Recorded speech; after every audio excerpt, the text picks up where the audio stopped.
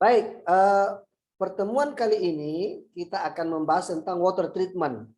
Ya, water treatment limbah cair di rumah sakit khususnya ya. Ini bagian dari penjelasan tentang mata kuliah sistem lingkungan industri ya. Mari kita lihat ya penjelasannya. Ya.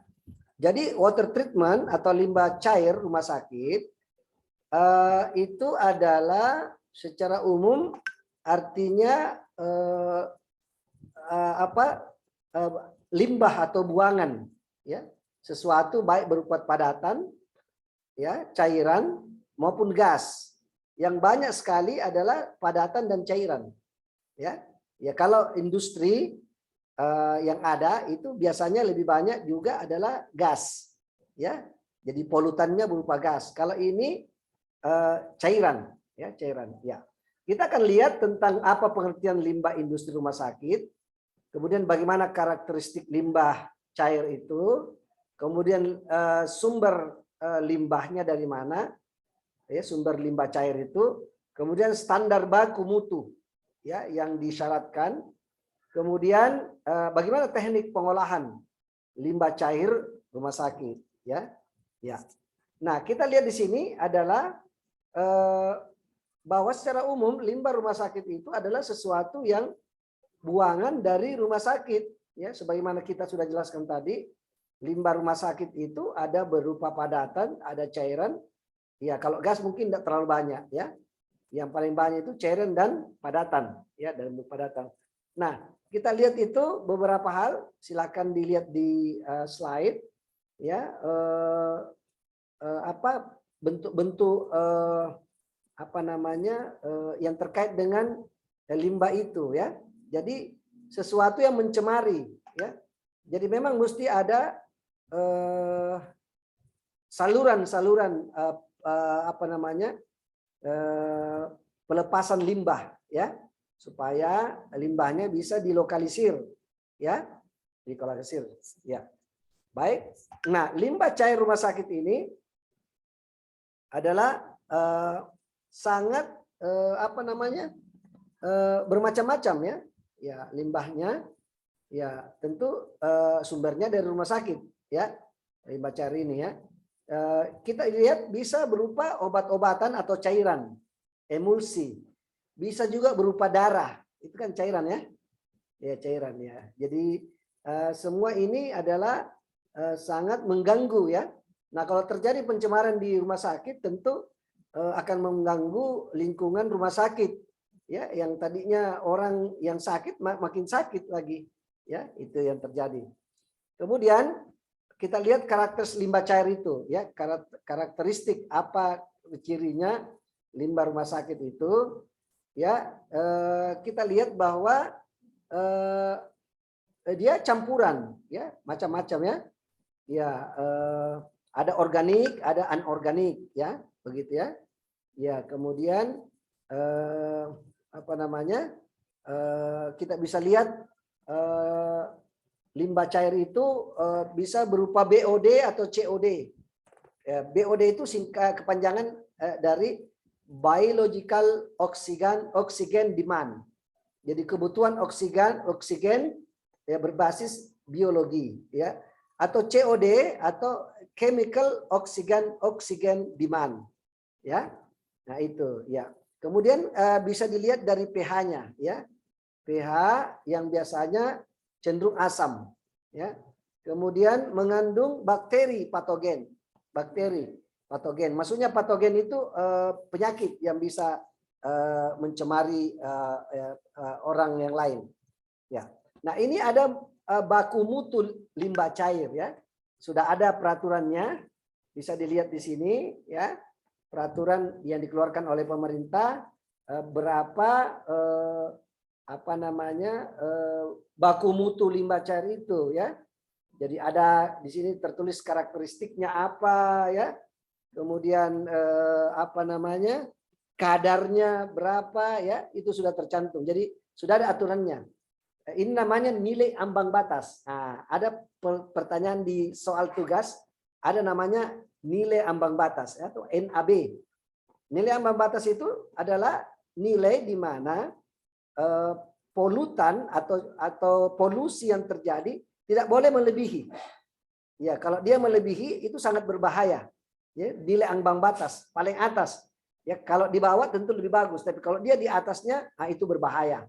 Ya, biasanya kita lihat kalau ada monitoring di pencemaran udara di beberapa kota-kota besar, misalnya di daerah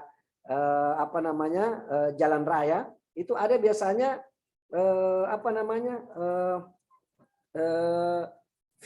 videotron ya, videotron, di mana di situ diberikan data informasi tentang kondisi sekitar itu, ya, misalnya berapa kadar pencemaran yang terjadi, ya, berapa kadar karbon monoksida CO, berapa kadar NO, ya, nitrogen oksida, ya, karena ini semua racun, ya, termasuk sebenarnya rokok itu mengeluarkan CO, ya, karbon monoksida. Jadi itu sebenarnya bagi kalian yang merokok itu bisa meracuni diri, ya, karena dari asap itu mengeluarkan CO, karbon monoksida. Belum lagi semua unsur dari rokok itu adalah racun bagi sel, ya. Nanti kita akan bahas tersendiri bagaimana bahayanya rokok itu, ya.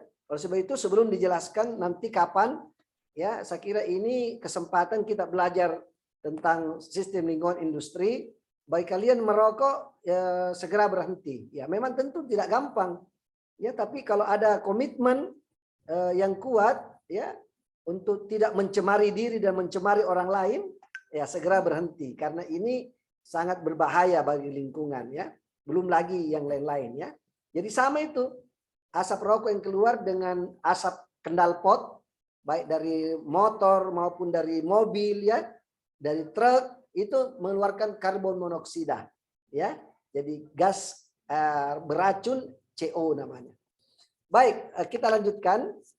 Bagaimana teknik pengolahan limbah cair ini, ya, di rumah sakit. Nah, kita bisa lihat di sini, ya, flowchart-nya, ya, dalam hospital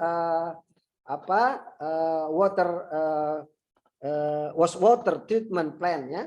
Jadi dia berawal dari cairan yang penuh dengan limbah, kemudian dicairkan ada namanya pemisahan, ada sludge, ya. Jadi setelah terpisah antara padatan cairan, kemudian dikasih perlakuan lagi, ya. Ini menarik sekali sebenarnya. Nah, dalam teknik pengolahan limbah cair itu menggunakan tiga sistem atau tiga cara.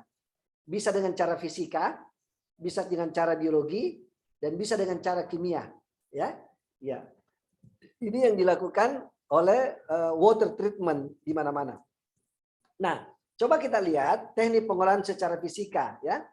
Jadi apa yang dilakukan di pabrik atau di rumah sakit atau di mana saja itu menggunakan cara fisika, biasanya pakai filterisasi, ya. Jadi pengendapan, modelnya pengendapan. Jadi diendapkan itu, kemudian yang mengendap itu nanti dipisahkan lagi, ya, cairannya jalan, kemudian akhirnya di ujung yang ada itu kita dapatkan air yang bersih, ya.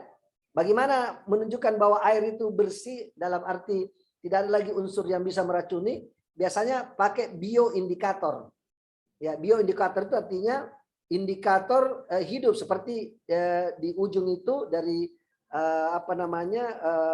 flowchart atau aliran water treatment itu dikasih ikan, ya, ditempatkan ikan. Nah, ikan kan itu hidup. Kalau ikannya tidak mati berarti airnya beracun. Nah, itu namanya bioindikator, ya. Itu namanya bioindikator. Itu cara fisika. Kemudian bagaimana cara biologi? Nah, itu menggunakan perlakuan-perlakuan, ya, menggunakan misalnya di sini dikatakan bakteri mikrobiologi, ya, menggunakan itu. Kemudian itu digunakan untuk memecahkan zat-zat pengotor, ya, ya, memecahkan zat-zat pengotor itu yang nantinya akhirnya kita mendapatkan pengaruh terhadap dari nilai COD dan BOD-nya, ya. Nah, itu dia, ya. Ini cara biologi. Kemudian ada namanya cara pengolahan secara kimia. Ya, tentu menggunakan tambahan zat kimia untuk mengendapkan air itu, ya, maksudnya padatannya, kemudian difilter, ya, kemudian diendapkan dan dipisahkan, ya. Ya, sehingga keluar nanti standar baku mutu. Jadi airnya menjadi air yang sehat. Ya, itulah yang disampaikan pada kesempatan ini. Ya, mudah-mudahan bisa dipahami dengan baik sehingga kita semua bisa mengambil manfaat dari tempatnya. Demikian Iya, angkatan 20. materi kali ini kita cukupkan. Terima kasih. Assalamualaikum warahmatullahi wabarakatuh.